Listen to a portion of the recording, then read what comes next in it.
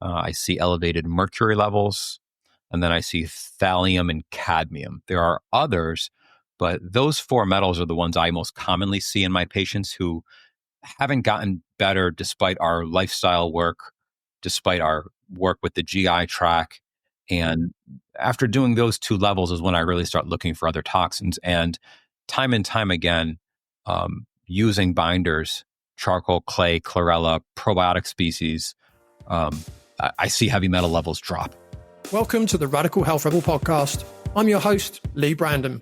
This work started for me several decades ago when I started to see the impact I could make on people, helping them to identify the root cause of their health problems that no doctor could figure out, including serious back, knee, shoulder and neck injuries, acne and eczema issues, severe gut health problems, even helping couples get pregnant after several IVF treatments had failed. And it really moves me to be able to help people in this way. And that is why I do what I do and why we have this show. In this episode, I'm joined by Dr. Joe Mather, a leading expert in functional and environmental medicine. We dive into the powerful role that binders play in optimizing gut health by helping the body remove mold, heavy metals, and other environmental toxins. Dr. Mather breaks down what binders are, how they work, and the best strategies for using them effectively. We also explore the importance of detoxification, the signs of toxic overload, and how targeted supplementation can support overall health. Whether you're struggling with chronic symptoms or just looking to enhance your gut health, this conversation is packed with valuable insights you won't want to miss. Dr. Joe Mather, welcome to the Radical Health Rebel podcast. Thanks for coming on the show. I'm happy to be here. Thanks for having me. Yeah, and it's great to have you here. And I was saying off air that, I come across you via a presentation that you did a few weeks ago, which, was absolutely excellent. And it's a subject that I feel is really, really important today. And I'll explain more as we go as to why I feel it's such an important topic. But to kick things off, could you perhaps share a little bit about your own journey, including your kind of educational and professional background? Yeah, I'm a medical doctor. I'm trained in family practice, so I treat kids and adults, and I've been in practice about a decade. And I've always been interested in the patients who fall through the cracks, right? The patients who just haven't gotten better with the standard approach. And I got into integrative and functional medicine at the tail end of my conventional medical training. I remember sitting in clinic and just feeling so frustrated that the patients weren't getting better. And I was giving all of the guideline-based treatment. I was giving the latest drugs. I was listening. I was doing everything I was taught to do to get results, and people weren't getting better. And it came down to conventional medicine didn't have all of the tools and all of the answers, and so I had to branch out. And so in my medical career, I've tried to keep the best tools in conventional medicine and not throw those out, keep the evidence-based approach, keep the grounding in the scientific literature whenever we can, but also be open to all the tools in integrative and functional medicine. And so I like to keep a foot in both arenas as best I can. And I generally treat patients with chronic illness, and they tend to be patients with ongoing GI issues that haven't gotten better despite seeing many doctors, many practitioners, and then patients with chronic fatigue and chronic pain syndromes. And that's what brought me into the arena I think that we'll be talking about today, looking for reasons why these patients weren't getting better. And environmental toxicity, again and again, has been that thing that's holding the sickest group of patients back. And so that's the short of it. Yeah, it's interesting. I mean, we've both got, to a degree, functional medicine backgrounds, and what is quite interesting as well. So my just so that most of my listeners know, I tend to work with people with chronic pain, gastrointestinal issues, but also skin issues, which are quite often coming from the same things that cause gastrointestinal problems. Absolutely, yeah. And it just also happens to be that's my own personal experience as well. I've gone through, quite serious physical injuries. I've had gastrointestinal issues, but it all really started from skin issues. Yeah. And then, some of the medical treatments that I had wasn't very good for my gut. So then I had gut issues. So we're kind of help similar people. I don't tend to attract people that are like chronic fatigue type people. But yeah, we're kind of coming from a similar page, so to speak. What would be good to start talking about? And obviously, this was really the subject of your presentation that you did a few weeks ago. One of the things that I guess has become more and more understood by myself as I've developed over the last almost 3 decades now, is that when it comes to health, you can almost, this is certainly my view, and you're free to disagree with my view, is that when it comes to ill health, it's nearly always down to either a lack of nutrients, toxins, or a combination of those two. That's kind of what I've seen. That's been my experience. And where your presentation came in so well, I mean, it's interesting that, and what we're going to be talking about is binders. And it's interesting that only about 4 years ago did I first hear the term binders, even though I'd been using them for many, many years. Yeah. But it is a very, very big and hot topic nowadays. So with that in mind, could you just give the audience a view of what binders actually are and how they actually work? Yeah, binders are substances that you swallow orally, and they stay in the GI tract collecting toxins. And so it's important they're not systemically absorbed. You would probably think of charcoal as the classic natural binder. And what they're doing is they're collecting toxins so you can excrete them through the stool. Because generally speaking, we have two main routes of excretion of toxins. You have the ability to excrete toxins in the stool, and then you have the ability to urinate out toxins after kidney metabolism. And it turns out it's pretty hard to influence kidney metabolism and the renal excretion, other than saying stay hydrated, right? And so when looking to detoxify, we're kind of left with the GI tract, and that's where the binders come in. But Yeah.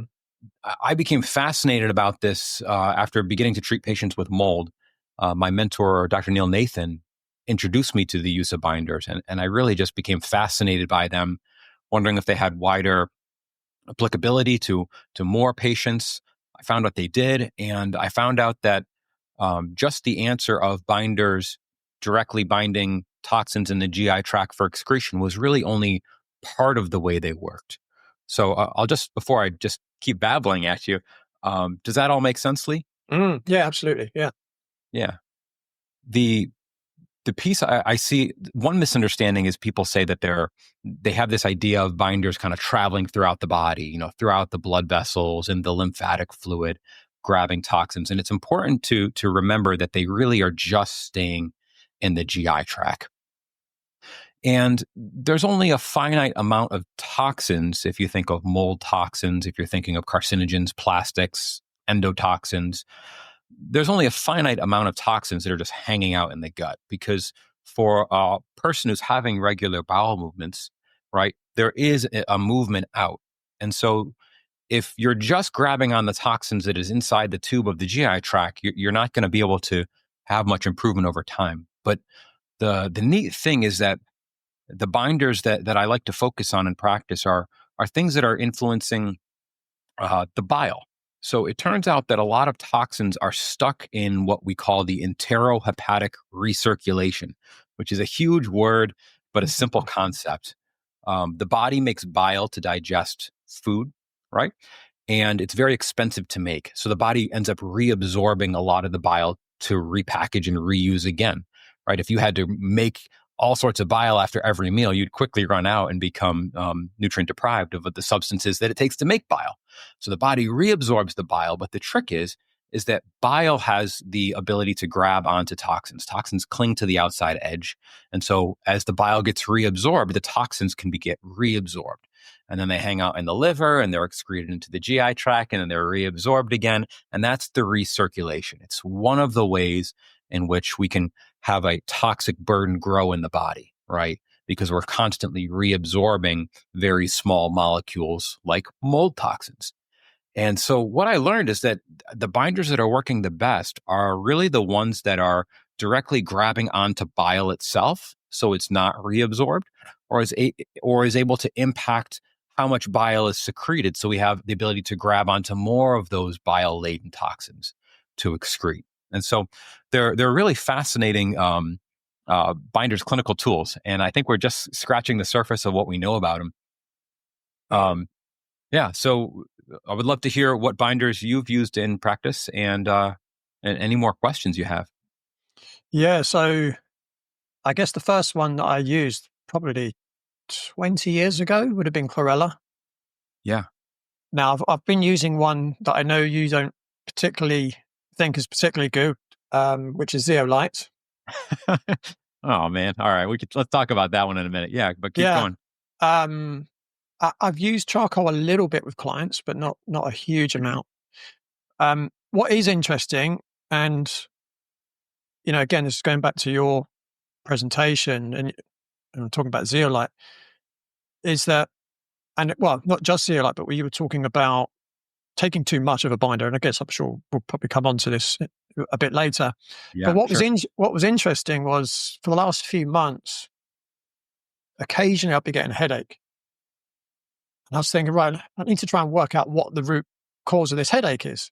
Sure. And it tended to be on days that I ate venison. So I'm thinking, oh, I wonder if I have a sensitivity to venison, right? Right. Right. And then one day I ate venison and there's no headache. Okay, interesting. But then obviously sensitivities can take more than, you know, 24 hours, 48 hours to actually have an effect, etc. Yeah. And then I watched your presentation and you were saying, hey, I'm not really too keen on zeolite and the evidence isn't great, etc. And I thought, let me just take that out and just see what happens. And so what I've been doing, I've been actually rotating binders. So one day I'll have chlorella, one day I have zeolite. That's kind of what I've been doing. And so I took the zeolite out and I've just been using chlorella every day. And since I've done that, I've had no headache. That's that mirrors my own experience with zeolite. Mm, Uh, I just have seen too many patients come in and they just feel bad on it. They take it mm, because they've heard good things about it or someone recommended it, but when push came to shove, more patients were feeling bad on it than good on it. And mm, in my experience, people don't get well pushing through symptoms. This slows them down. mm, And it's the body's way of saying you're pushing this system too hard, or mm, this is not the treatment I need right now, or this is the wrong dose. And in my medical practice, I really want people to not be forcing through things and learning to listen to their body so they can figure out the right way out of chronic illness. mm, And so when I went to formulate a binder and was looking in what would be the best substances, there is a treasure trove of clinical literature, right? And we have lots of studies that directly compare. Okay, you have this toxin, and if you can have these binders, what percent of the toxin is left if you mix the two together? And study after study, zeolite just performed near the bottom. There was a very cool one study where they looked at the mycotoxin zearalenone, and this is a mold toxin that's fairly commonly found on testing, and it influences hormonal systems in the body, causes quite a lot of inflammation. And they were looking at different binders. And whereas charcoal in this test tube study bound 100% of zearalenone, and then bentonite clay a little bit less, zearalenone performed near worst, almost similar to a control substance that had no binding ability. And you would just see this again and again. That zeolite itself just wasn't that strong of a binder, and it has to do with the structure of it. It's really inflexible. It's almost a crystalline matrix in the way it interacts, and that means that it's very inflexible when interacting in a biological system. And you could compare that to something like bentonite clay. These are both clays, by the way, zeolite mm, clay and bentonite clay. And bentonite clay has more of a layering effect. Um, and through osmotic pressures, we can have lots of absorptive area on the bentonite clay, whereas the absorptive area on the zeolite is much smaller. I think that mm, has the biggest reason to do with why um, people just don't do as well on it. So that was one of the ones that made my naughty list, Mm, and went out of my way not to include. yeah. Yeah, it is interesting, when I look back, the headaches only started when I upped the dose. Sure, So again, that just suggests, as you alluded to, could be I'm tr just pushing it too hard, yeah, right? that's Yeah, that's what we call a Herxheimer reaction, isn't it? That was my symptom. My symptom just happened to be a headache. But that's an important lesson for all of us, isn't it? If you get a symptom, again, as I did, my question was, okay, what's causing that? I didn't think let's go to the pharmacy and let me get medication to numb the pain, right? for sure. Yeah, The question is, well, what's causing the headache, right? yeah. And that's a lesson for all of us to follow, really. Um, you mentioned mold toxins, but what are some of the other toxins that binders are very useful for? Well, the main other class would be heavy metals. Mm, And in my practice, I see more and more patients coming in with problems of elevated blood lead levels. I see elevated mercury levels, and then I see thallium and cadmium. There are others, but those four metals are the ones I most commonly see in my patients who haven't gotten better despite our lifestyle work, despite our work with the GI tract. mm, And after doing those two levels is when I really start looking for other toxins. And time again, using binders, charcoal, clay, chlorella, probiotic species, I see heavy metal levels drop. And I think that's really important. Uh, so, heavy metals and mold toxins are the two main classes of toxins that I see binders work on. But the really neat thing is that there's a growing literature recognizing the huge variety of environmental toxins. It's not just metals and mold, it's metals and mold and endotoxins, toxins produced by bacterial species in the body. It's actually a breakdown product of a bacterial cell wall. You see carcinogens, plastics. There's a really wide growing amount of toxins that we're being exposed to in our modern world. And mm, I think it's really important that we have ways to fight back. mm, And that's where I see the binders really coming in, is a way to mitigate. It doesn't prevent the exposures that we are exposed to, and it's not going to completely fix the problem. mm, But the analogy I often use with my patients is, you've got a bathtub full of toxins, and right now we've got the drain.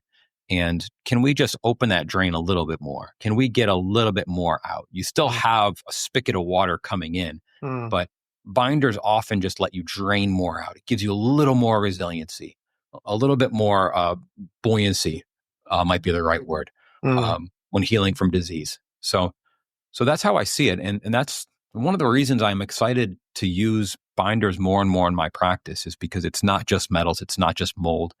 I think those things are the tip of the iceberg. Those are the things that we commonly measure, at least in functional medicine. We mm, don't have good assays to test for, the thousands of carcinogens and food additives and coloring and excipients that get into our diet. Um, we are just scratching the surface of being able to test for microplastics and nanoplastics in the urine. mm, Uh, and so I think we just need to be a bit preventative. mm. Have you seen any evidence of binders being able to help with some of those other environmental toxins, the plastics, etc.? Yeah, so right now it's preclinical literature. So what we have are studies showing that probiotic species can be effective at helping improve the urinary excretion and metabolism of microplastics, and a few other studies that show that probiotics, and I think charcoal. Don't quote me on that, but I think there's one other besides probiotics, may be able to attach to the microplastics so that they can be expelled Mm, in the stool. It's very early. This is really just on the scientific um, literature on the mind for the last few years, and so we've got a lot of work to do. But I'm hopeful and mm, optimistic that the binders that we're using are binding to much more than just the metals and mold that we commonly talk about. mm. Yeah, it was interesting. You're talking about mercury and cadmium. So one of the people I tend to help probably the most these days now is actually adults with acne. Yeah. And when I've done a pretty deep dive into the literature, and the two metals that come up most commonly with acne are mercury and cadmium. Hmm. And certainly from my own clients, the one that's come up the most is mercury for sure. Yeah. And similar to what you were saying, I've had clients, they come to me and we improve their diet, we work on the gut health, but it's still not getting the job done. And then you run a heavy metals test, and then mercury is just sky high. Hmm. You get the mercury down to a normal level, and the skin clears up. Yeah. Yeah. It's quite interesting. That is the fun thing about testing and looking for metals, particularly when you have access to treatments that are not invasive. They're not high risk, intensive, high cost IV chelation therapies that some doctors are doing here in the U.S. Those make me quite uncomfortable. But when you have oral binders, when you have probiotics, when you have nutrients like N-acetylcysteine and selenium, I use those all the time, and I see heavy metal levels drop. And so it's really nice to have a kind of a safe oral program that we can get results with. So that's great. I see something very similar in my practice, Lee. Yeah, and the other thing you mentioned there is selenium. Again, I find nearly everyone's low in selenium as well. I don't know if you find that in the US. I don't do a lot of micronutrient testing in my practice, but I do give a decent amount of selenium to my patients. So particularly, I think it's really not widely known how important it is in mercury mitigation and removal. It's a very, very important cofactor. And so anyone with elevated blood or urinary mercury levels, I give selenium to. And I think that's pretty important not to miss. Yeah. Yeah, the other thing, so, when I first did my functional medicine training back in the sort of mid 2000s, it was a case of, you run, say, a stool test on someone, and, if they've got a fungal overgrowth, then you give them some antifungal herbs. If they've got a parasite, you give them antiparasitic herbs.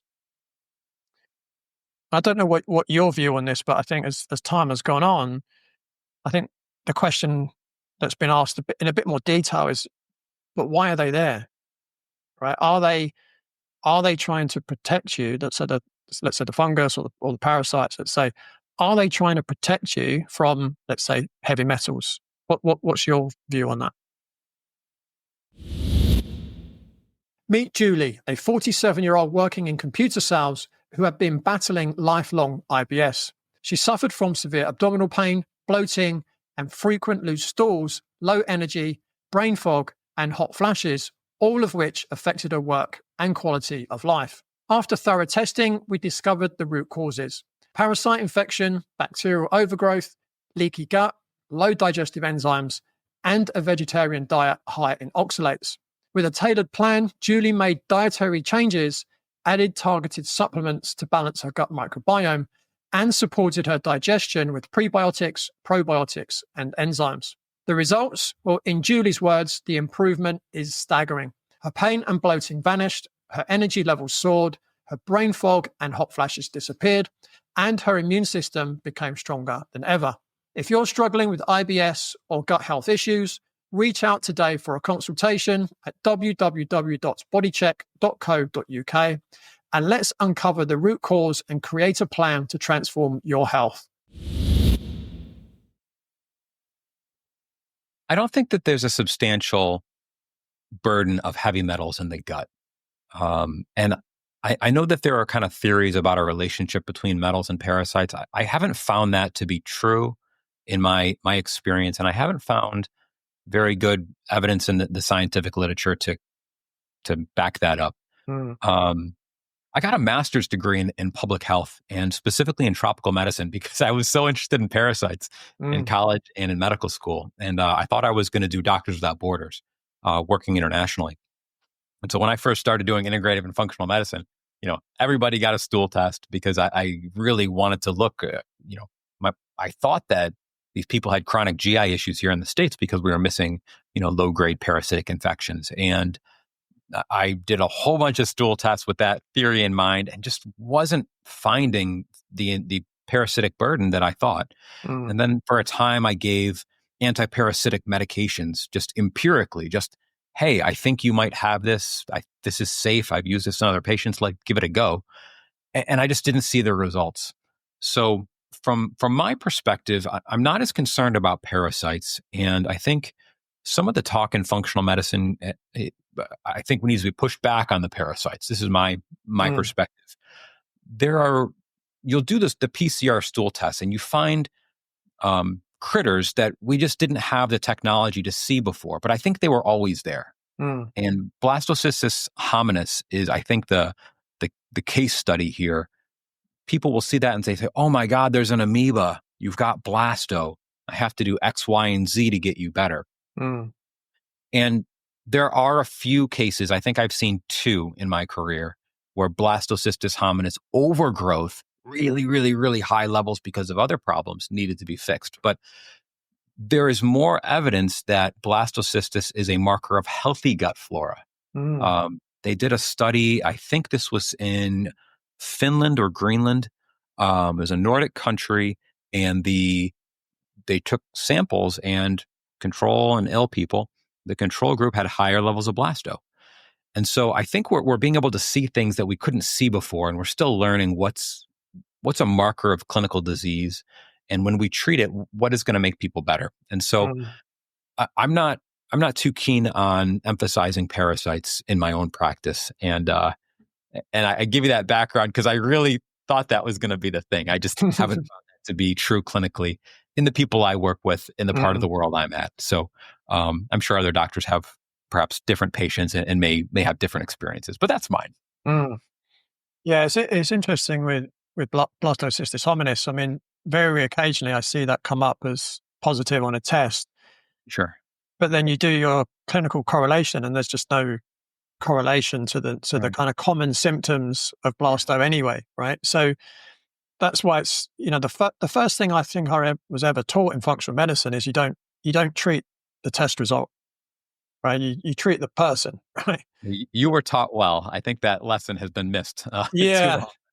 yeah. I mean that was drummed into us so hard, you've got to have a clinical correlation. So if someone has a particular, let's call it an adverse result from a test, does that correlate with their presentation, Yeah. right? So Yeah. I think that's really important. Particularly when you're seeing more and more functional medicine tests that are huge panels of markers. And most of these markers haven't been clinically validated. So I can't say, marker 9 on an organic acid test has been shown in patients with irritable bowel diarrhea type, right? If it's over 12, we know that it's likely to be IBSD. Mm, Or you might say, has marker 6 been validated in a study that it's positive in patients with Crohn's disease? Most of these, we don't have that type of information. We have our clinical experience and we have the kind of mechanistic studies that the labs share with us, and the idea that this marker might be related to this infection. But we don't have that pure clinical validation yet. That's one problem with the heavy testing that we see in functional medicine mm, that I think is overlooked. The other is that there are a lot of false positives. So if you just run standard blood tests that every conventionally trained doctor does, there is a false positive rate, usually around 10%. Some are higher, some are lower, but that's just normal lab error. That's a fluke in the sample, a fluke in the preparation. And if you run a functional medicine panel of 100 markers, it should not be unexpected for 10 to be positive randomly. mm, And so when doctors are chasing all of these huge panels, it really makes me worry a little bit about their judgment sometimes, because mm, I feel like um, that piece hasn't quite clicked in. They think any positive, we have to scream and shout and slam it. mm. And at least in my patients, that's not the way to heal. Yeah. Yeah. The other thing as well, and again, this is something that's been drummed into me in my training for many, many years, is that there's also biochemical individuality, right? So as an example, so I recently did a stool test for myself, actually, not because I'm in any way unwell or anything, just because Yeah. a new test has come out and the labs asked me to test it out for them and give them feedback, etc. Cool. Now the results came back the best for me, the best kind of result I've ever had. Right, um, you know, for someone that took antibiotics for 18 years for acne, you know, it's taken a long time to get to where I am. Sure. But when we were going through, so I was going through the results with someone at the lab, and they were kind of saying, well, yeah, this isn't ideal and this isn't ideal. And I said, but could that not be caused by someone who eats a predominantly meat-based diet? And she said, well, yeah. And I said, well, there you go, you know? And so, I mean, she wasn't saying it was bad in my case, but she was saying, yeah, so in your case, yeah, that's kind of normal. So you do have to be very careful if, you know, you're working with someone and they are kind of treating the test result rather than looking at you as a holistic being, so to speak, you know? Yeah. So you mentioned that you've formulated your own binder. What was your motivation to do that? There were several, but the most important for me was being able to get the binder that had the best ingredients to my patients. And there are other combination binders on the market, but most of them had a couple problems with them.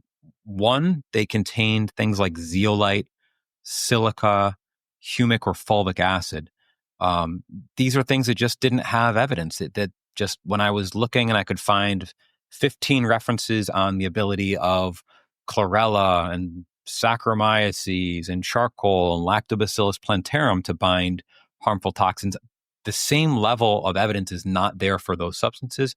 And after doing this for such a long time, people just felt worse on those. And so I didn't want to be giving my patients a binder that had one of those inferior ingredients in it. That was the first impetus. Mm, Second was that I was tired of asking my patients to say, okay, I know I want you on a broad array of binders to account for lots of different toxins. I know I want you on charcoal, clay, chlorella, right? I know I want you on specific probiotics that influence bile metabolism, right? And bind toxins. And I was just tired of having them take all these different bottles because it would become a nightmare. All right, mm, you're going to take a tablet of this and 2 capsules of this, and then this size bottle is different than this size bottle, and then they run out of one binder. I just knew that they weren't taking it how they were supposed to. And so I wanted the best studied ingredients in a single bottle so that my patients could actually take the substances that were helping. And so those were the two main forces. And then the third thing that I'm maybe most proud of is it goes back to what we were talking about earlier with not pushing too hard. mm, Treated a lot of patients with a lot of different binders. And just again and again, it's very clear that some patients cannot handle high doses, right? They tend to be patients who are most toxic and most sick. They tend to be patients who have other conditions behind the toxicity or as a result of the toxicity, like mast cell activation syndrome or limbic dysfunction. Oftentimes, these are patients who have a history of PTSD, trauma, and abuse. They're very sensitive patients. And if I give them high doses of binders, they feel really bad. mm, So I wanted a product where I could give a small dose to those patients, but a normal dose to a patient who may not have had those issues. So what Moss Nutrition and I was able to come up with was a binder with a serving size of 4 capsules, right? So I could give my really sensitive patients 1 capsule and I could give my stronger patients 4, mm, right? And then my sensitive patients, we could titrate up very slowly. mm, Because one of the things you learn when you work with very reactive, sensitive patients is that you often will have to go very low and slow. And you're not upsetting the body's balance. You're just slowly influencing the biochemistry gently to what they can tolerate. And letting my patients be able to control the titration up has made a huge difference. Mm. Those were the main reasons for making the binder. I'll throw one more in.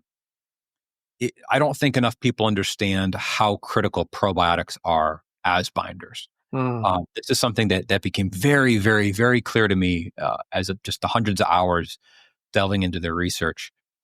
People think of probiotics as colonizing the gut, which is not correct. They think of probiotics as changing the immune system, which is correct. But I don't think enough people understand how critical some of the lactobacillus species in particular are in binding onto toxins. And I wanted to be able to include the specific strains of probiotics that bound toxins in with the binder. Um, so those were the main reasons, Mm. and it's working really well. I'm really, really pleased with it. Yeah. Yeah. They're good reasons. I mean, high quality, convenience. Convenience for people is huge, right? If if I you ask mean, them to do something they can't, that you ask them to do a treatment plan that they just can't follow, you're not helping them.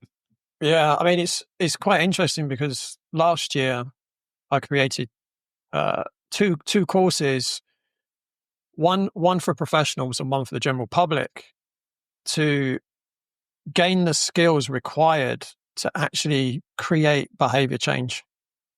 Because I don't know what you feel, but my own personal experience and experience of lots of other practitioners I know is that the biggest challenge is not necessarily giving people the right information, Yeah, but it's actually the person doing the work, right? So you can give someone the best nutrition plan in the world, the best exercise program.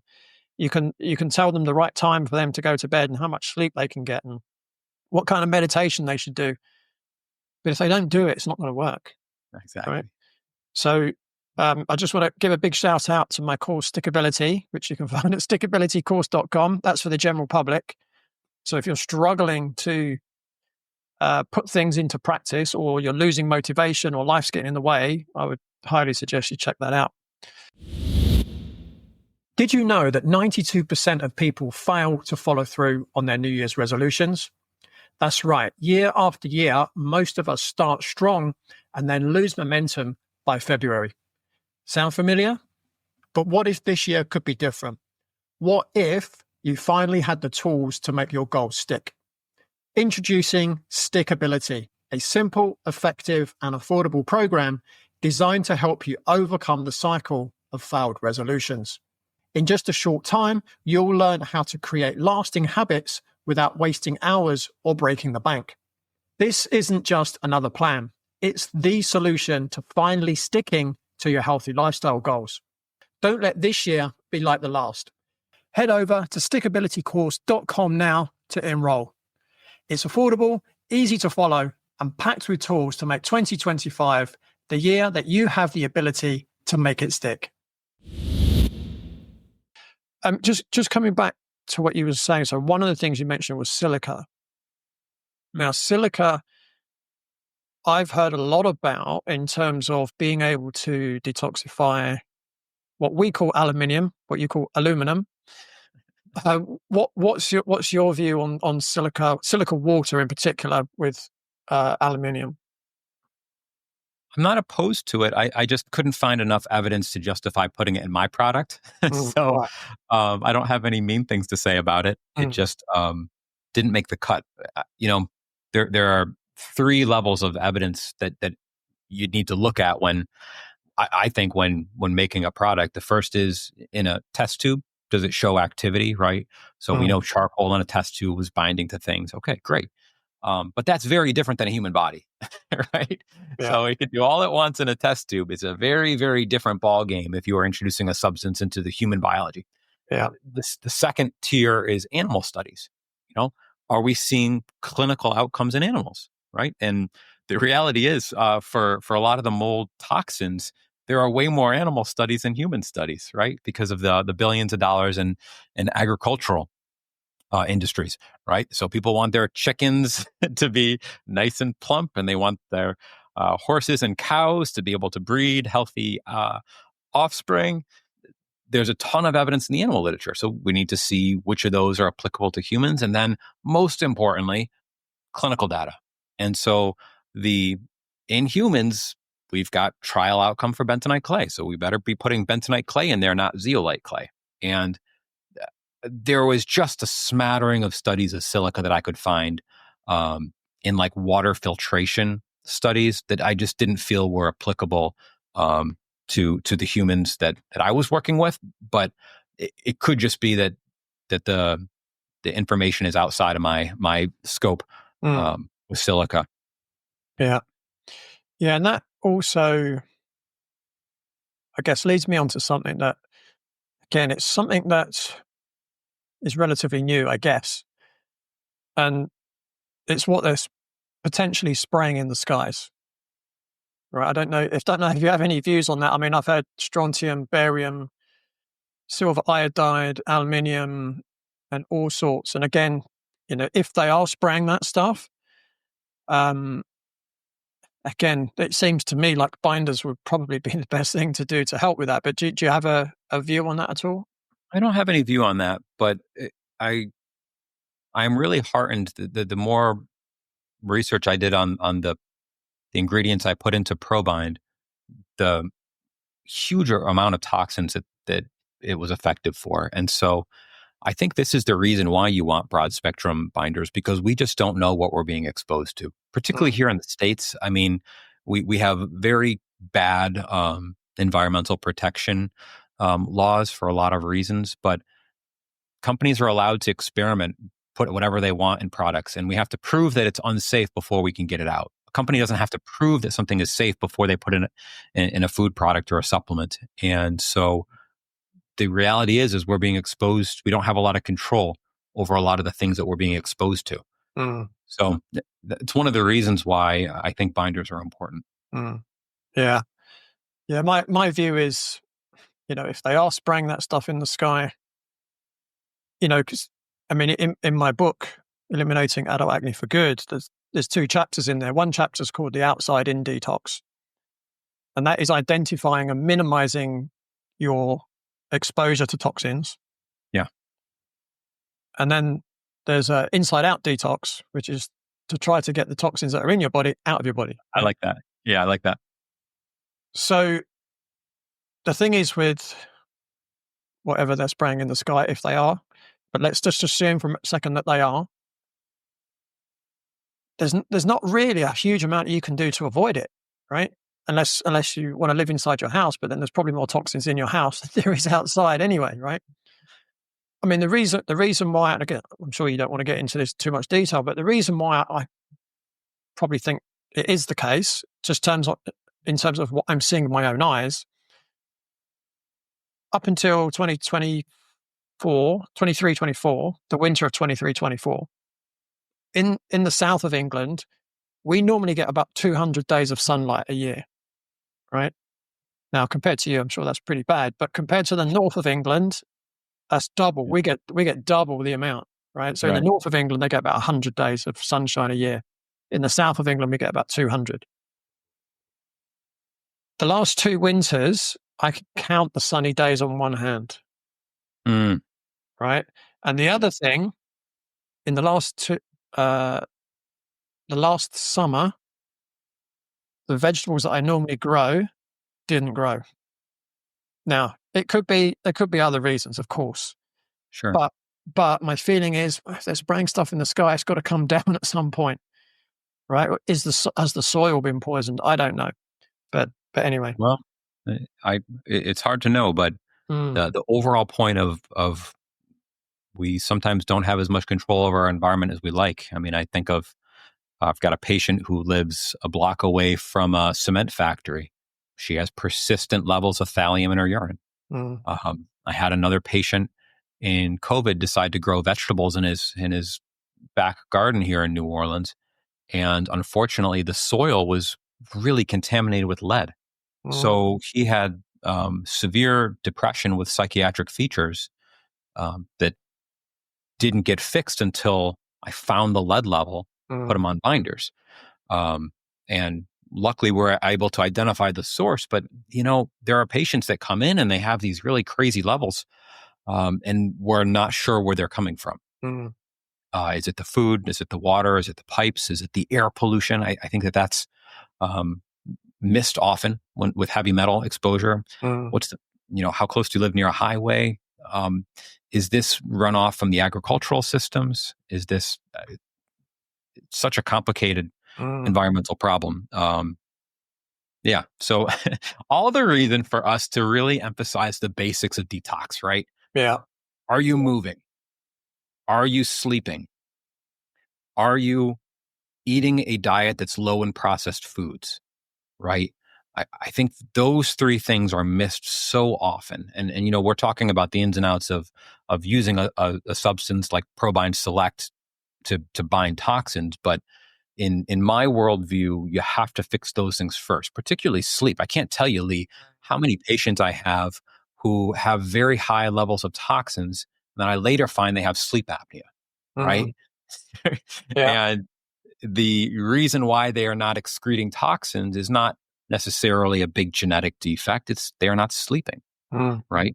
And so always, always, always, we start with the lifestyle foundations first. Before I add binders, I'm making sure they're doing well. Then you say, okay, we got those basics done. What's mm, the gut health like? Because as you know, right, sometimes it's as simple as their gut is messed up and it needs help, right? mm, So in my medical practice, so many people get a really broad spectrum higher dose of probiotics, right? So I like to use the lactobifido, I like to use Saccharomyces, I like to use the Bacillus species, and I typically give them twice daily.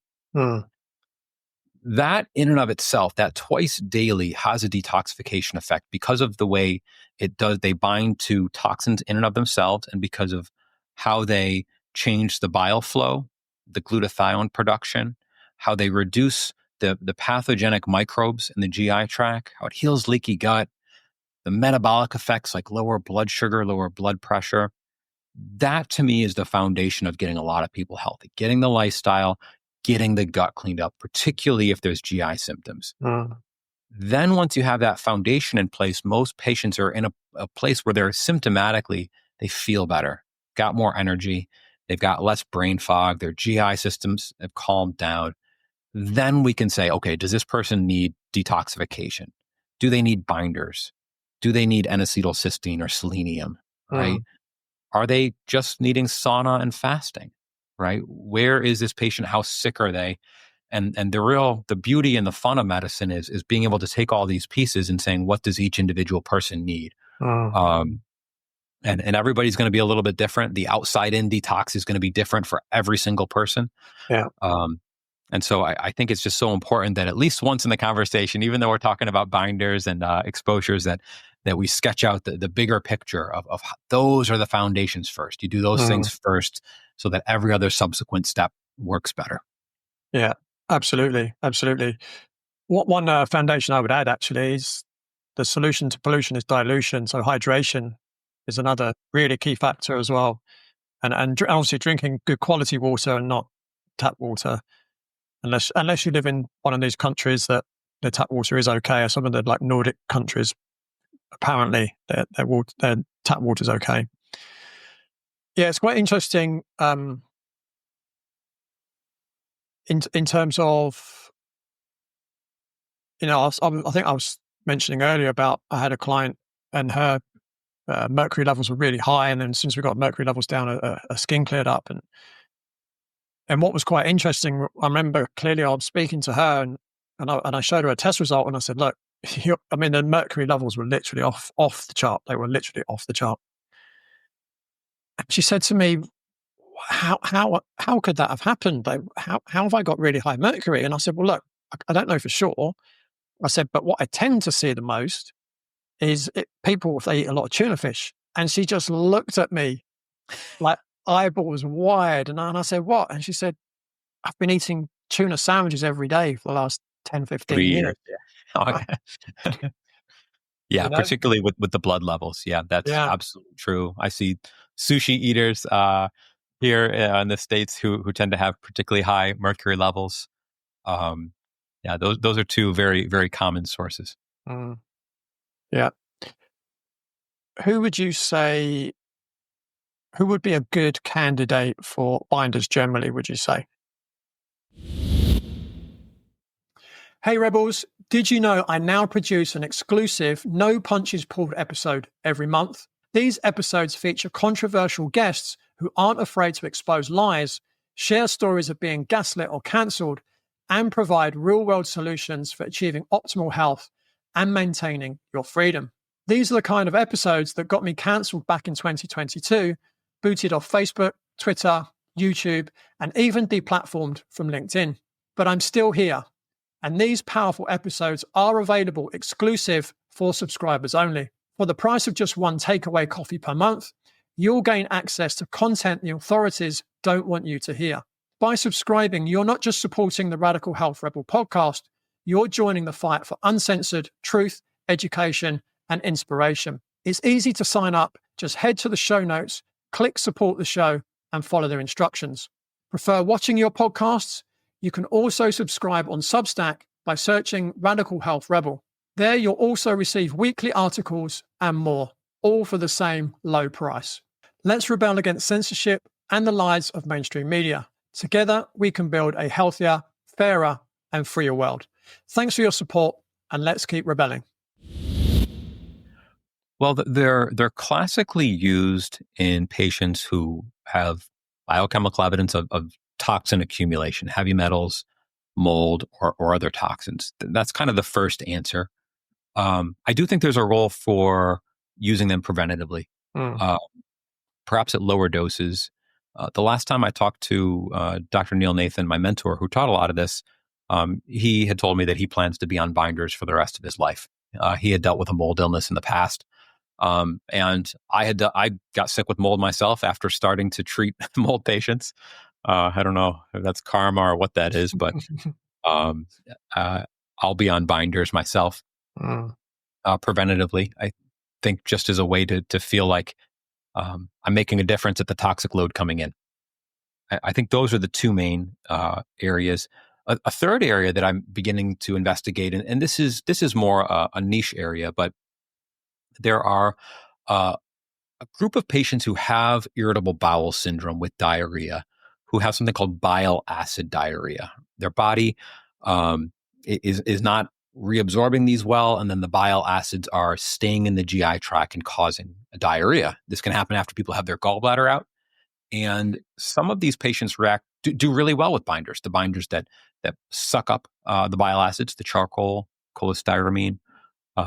They do really well, and it can help with the diarrhea. So I think that's a third group of patients who might consider going on binders. Yeah, I mean, I've been in that camp myself for a while, that I feel like I will always take binders now. I do 2 1-hour sessions a week in the sauna, infrared sauna. Good. As you can probably tell, I've been drinking the whole time. I get through quite a lot of water every day. Now you're making me feel guilty just chugging my coffee over here. And I was telling someone the other day, it's quite interesting because when I go into the sauna now, obviously I put a towel on the seat, towel around my neck, and you kind of, you're trying to keep the sweat off your skin as much as possible because you don't want to kind of reabsorb the toxins. That's right. And I can't remember when it changed, but for, I don't know, it's probably a case of months. There's no longer any smell at all to my sweat. I've never really had what you'd call bad odor. Body odor. Yeah. But there's no smell at all. I can hang the towels up and it just smells like I've poured water on it. And I just kind of feel that maybe everything that I've been doing for such a long period of time, I mean, listen, I was definitely toxic 25 years ago when I had really bad acne and I had constipation, and well, you didn't have to spend too long around me to know I was toxic, but I won't go into too much detail there. I think there's something to that, Lee. I really do. Yeah. The two main organs, I talked about the stool and the urine. Sweat is absolutely a third organ of detoxification. And it's interesting. You're able to sweat out certain toxins, but not others in a clinically significant way. And so by and large, you see large amounts of heavy metals that can be excreted in the sweat. And you can detect mold toxins, but the mycotoxins in the sweat don't seem to be a big way that we get them out of the body. And so some people will go to a physician who treats mold, and they're encouraging them to sweat. And if they can tolerate it, it's great, but not because it's necessarily doing a lot on the mold toxins, more so because it's decreasing the total toxic load, Mm, right? It's helping clear out other things so mm, that the body can then prioritize the liver and kidney metabolism for mold toxins. mm. I have a sauna at my house, and I'm frequently in the sauna, and unfortunately my towels still stink. So I've got a way to go to catch up to you. My wife, it was about a month ago, she's like, "Oh man, like what's wrong with you?" I was like, "I don't know. Need Yes. more binders, I guess." Yeah. Yeah, it was just a really interesting observation that I made, And again, it's strange that I can't remember the point when it went from, because what I tend to do, rightly or wrongly, so I normally do 2 days consecutive, and the towels that I use, I hang them up and then I'll use them again the next day. Right? Oh man. Probably not a good idea because obviously they've got toxins on them, but they're hanging up in the bathroom, and I pick them up to use them on the second day, and it's like they smell like they're brand new. So yeah, I'll pat myself on the back for that one. Good job. Must be doing something right. You're doing something right. So, I mean, just to kind of add to that, really, who should be using binders? I mean, yes, what you were saying, go through the foundations first. Get your hydration, your sleep, your exercise, your diet. Get all that right first. Build your vitality. Yes. My view would be almost everyone could benefit from a binder. You know, I'm biased because I made a product, and I've spent so many hours, looking in the clinical literature for mold toxicity, and I see a lot of mold and heavy metal toxicity in my practice. So I tend to live in a bubble where people are probably more toxic than everybody is. I think people are more toxic than they are, but I do think there's a case for anyone really seriously interested in their health to be on binders periodically. Mm, I don't know that it has to be every day for the rest of your life. That seems a little excessive and maybe even a little zealous. But I certainly think 3 months on, 3 months off, if you are just trying to stay ahead of toxic accumulation, makes a lot of sense to me. mm, Uh, I'm not. I see a lot of patients who come in and they're swallowing so many capsules a day, Lee, that it's crazy, and I think that's part of their problem sometimes. mm, And so I never like to say, take this forever for the rest of your life. I always want people to be on the least amount of supplements, the broadest diet that keeps symptoms away. Because I truly think that that's part of being healthy, is not mm. having to worry about taking things all the time. Yeah. Right. And so I generally tend to recommend, if people want to take binders and for the rest of their life or for a long time, 3 months on, 3 months off. And always be asking the question, my body may do well with this now. Does it need it 6 months from now? Mm, Maybe, maybe not. Does it need it a year from now? I think if we say that we're biochemically individual, we also have to acknowledge the fact that our bodies change over time. You are a different human being than you were when you were 10 years old. You're a different human being than you were 3 months ago when you had an entirely different gut lining. mm, Your microbiome's different. Your cells age. We go through life. And so we need different treatments at different parts of our life. And we just want to be open to constantly reevaluating what we need and what we don't need. mm. So take binders, but just use good judgment. Yeah. Yeah.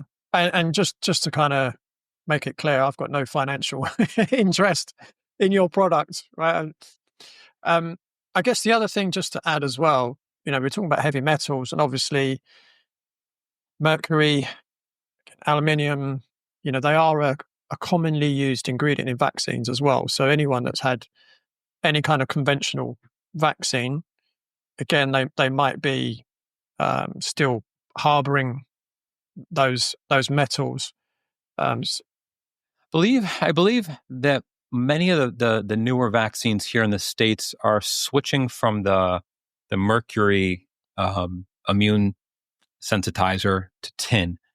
And Dr. Lynn Patrick has commented she's seeing more tin levels on her urinary metal Mm, tests. And I've seen some of that too, particularly in people who've gotten more vaccines. Now, is tin causing problems? We really don't know yet. It's, I think, something to be aware of.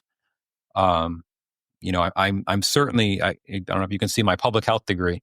I am overall a proponent of vaccines. They help more people than they hurt, but they're not right for everybody. There are some sensitive patients who are harmed by vaccines, but we need to just keep our eyes open and just be aware of the situation. We haven't been adding tin in vaccines until lately. I don't mm, think that's causing a problem. I think it's safe, but we're not doing a good job on our patients if we're not always asking questions and just trying to do our best to give them the best information. mm. Yeah. So, something that we've touched on already, and maybe you want to go into more detail. Are what are some of the common pitfalls that patients and practitioners might experience using binders? Oh yeah, great question.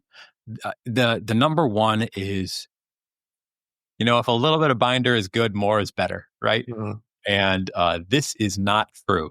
So I'll see usually a patient a week who comes into me as a new patient, and they're taking too many binders and they've got a catalog of symptoms, and I immediately have them stop and their catalog drops down. And it's very easy to push the body too much because the way binders work is when you swallow that capsule of binder, the toxins become associated on the outer surface of the binder. But then that toxin can just fall off, right? So as it passes through the GI tract, you may have movement of toxins coming on and off of the binder. At the end, you may pull out 10 pieces of toxin, as an example, but you've mobilized 3 in the body that have become detached from the binder and is moving around the system. mm, Pretend your detox capacity is 5. If you take 2 capsules, then you're like, well, I'm pulling 20 toxins out, but all of a sudden there's 6 free toxins. You've gone over your ability to metabolize and protect from the toxins, mm, and you'll start to flare symptoms. And so yeah. dosing of binders has to be done individually and carefully. So the biggest pitfall is taking too much too quickly and not recognizing that this may be causing symptoms. I personally, um, if I take more than 2 capsules of binders, until recently, I would just feel bad. I Mm, wouldn't sleep as well. I'd have a little restless leg. I'd be a little more depressed and achy. And then just month after month of being on ProBind Select, it's been out for a few months. Now I'm up to 3 capsules with no problems, right? And I have very, very, very high mycotoxins still in my urine.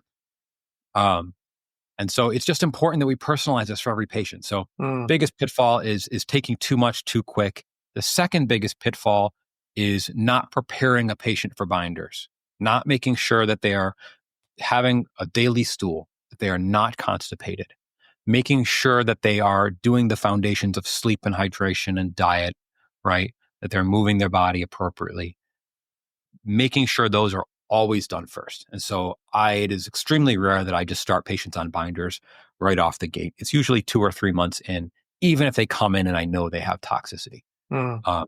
Doing the fundamentals makes the binders work better, and patients get better results. Yeah, yeah. That's certainly always been my approach as well. What sorry, in your presentation that you did, you spoke about an example of a young boy that had eczema. Yeah. Can you remember that story? Could you perhaps share that story? Yeah, this was one of those cases that you'll never forget. Mm, The boy's name is John Michael, and he came into me as a very young child, and the parents were at their wits' end. They were having to inject him with epinephrine um, multiple times a week for anaphylaxis. He was down to just a few foods. He wasn't growing. He had nearly full body eczema, hives. He was reacting if they put him in a swimming pool. Miserable, just miserable kid. You could just see from the presentation, just the look on his face and his posture. This kid was not doing well. It, he came into my practice, and immediately I suspected toxicity for a couple of reasons, and he turned out to have both metals and mold exposure. They had moved into a home that had mold in it, unbeknownst to them. Everything started to happen after the move was the big trigger that made me concerned about environmental exposures. And they were drinking from well water. And so this poor kid had very high mycotoxins in the urine and very high levels of heavy metals in the urine. The cool thing with this case is that I started him on probiotics and broad spectrum probiotics, the lactobifido, Saccharomyces, and Bacillus probiotics. And he just perked up. He made a big jump forward pretty quickly, just simply doing that because we were binding some toxins and we were cleaning up inappropriate microbes in the gut. And then after that, we got test results for the toxins back. I started him on binders. And then just week after week, he fairly quickly got so much better. He got off a lot of allergy medicine and steroids. At a follow-up, he no longer had needed epinephrine injections. And this was a case he was still living in this house, right? So it's not like he was all of a sudden magically had no exposures. He just got the right treatment at the right time. And that was probiotics followed by binders. And he did great, right? So I got an email maybe a year and a half or 2 years after I was done working with them as he was just well. And just a picture of a 5-year-old with, muscles, big curly set of hair. And I had a t-shirt that said like Big Brother. So obviously mom and dad had another child. And so it's just really, really neat. Those are the cases that make the really hard work of treating toxicity worth it, right? When you can take a young kid's life and just put it on a completely different path. I mean, that's why any of us try to go into the healing professions is so we can do that. And if we hadn't treated toxicity, he would still be sick. Yeah, I mean, it's a terrible condition. I mean, I had acne for 18 years, but I had eczema for about 18 months in the middle of that period at the same time. God. And my sisters had eczema and other family members had eczema. So I know what it's like, but when it's a child that's so young as well, it's almost devastating for the parents as well. When the child, they were doing everything. They had done everything that was recommended and more. Yeah. But the kid was still sick. And that's one of the easiest red flags to think about toxicity is if someone has come in and they're eating well and they're not stressed out and they're sleeping, they're taking probiotics and they're taking care of everything, but they're still ill, right? You have to think about toxins. Yeah. Yeah. Just on that subject, it's just popped into my head. So I had someone on my podcast called Brianna Banos, and she had eczema and she had conventional treatment, steroids, etc. And then she ended up with topical steroid withdrawal. I'm not sure if that's something you've come across in your practice. Topical steroid withdrawal. So she must have been on high potency steroids for quite a while. Is that correct? Yeah. Yeah, that's not something I commonly see. I saw a patient yesterday with very bad full body eczema, a young man in his 20s.